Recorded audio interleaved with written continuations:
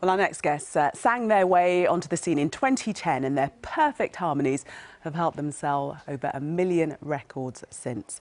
Now, British vocal harmony group, the Overtones, are celebrating the release of their 6th album. Let's take a listen to one of the songs. I will never, never let you go.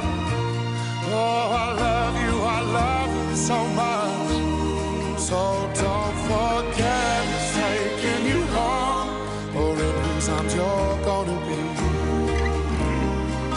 So darling, save the last days.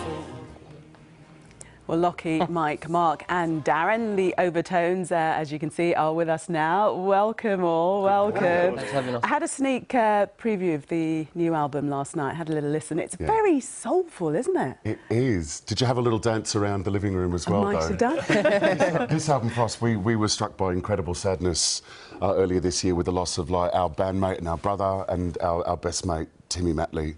And we were making this album as a 5, but after Timmy died, we did come back to the drawing board. It's like, boys, do we do this? And so we did, and we released it last week, and we're so delighted. Our fans are so delighted. But we're the Overtones. We need to start the party. Exactly. We always do, but this is a very particular album, this one, because it's also a fond farewell to the Overtones as a 5 and to our beloved mate Timmy. Yeah, how do you even start to deal with that? Because it's, you know, when you've been formed as a 5 and it's such a, you know, just such a solid group, You grab a pint in South London and you have a long, hard chat about it. The best thing for us to do, to be honest with you, was to get back in the studio and do what we do. You know, it was all part of the grieving process and all part of the healing process at the same time. And like Lockie said, we feel like we've made a beautiful album that does it justice, that, you know, our fans are proud of, Timmy will be proud of, Timmy's family are proud of, so we're happy with it. And is that partly sort of a tribute to him, to complete it, because he was in the inception of the album? album? That song that you just played, Save the Last Dance, was kind of the last song we were arranging as a band with Timmy. So that's taken on quite a lot of significance for us on the album, and it started off as quite a mid-tempo, quite true to the original actually, and now it's kind of this sort of sentimental ballad, which, I mean, it's one of my favourites on the album. Yeah. What intrigues me with your sort of music is the fact that it's not what you would class in the modern, as being, you know, sort of popular in the sort of in that pop sense, but the fact that you've sold so many records, it's touched a lot of people, which is fascinating. Which has been like you said before, like 1 million album sales, and we still sort of go we get the giggles when we hear that, and we're incredibly proud. But you know, these classic songs from classic decades and classic eras, and it just makes people happy. Like at our tours, they're up. If people aren't out of their seats by the second song, dancing in the aisles, we're not doing our job properly. And so, like, we've got a big tour coming up November, December. Come on down. We'll be there. And so we're going to be all over. And so, yeah, like, we're back on the road. It'll be good to be back on the road.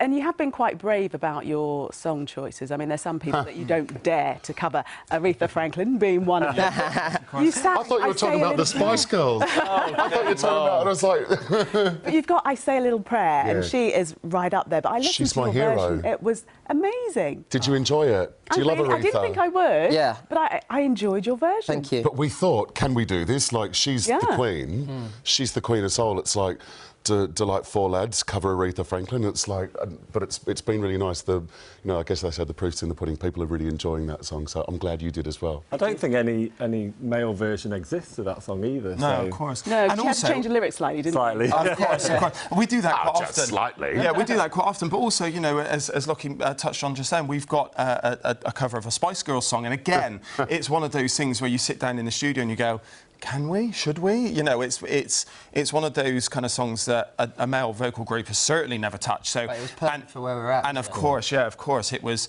the whole sentiment behind that song and many others in the album. Which one was it? It's Goodbye. Goodbye. Okay. So you know, I mean, this album had to be completely sentimental in so many different ways, and yeah, that song among others are just perfect.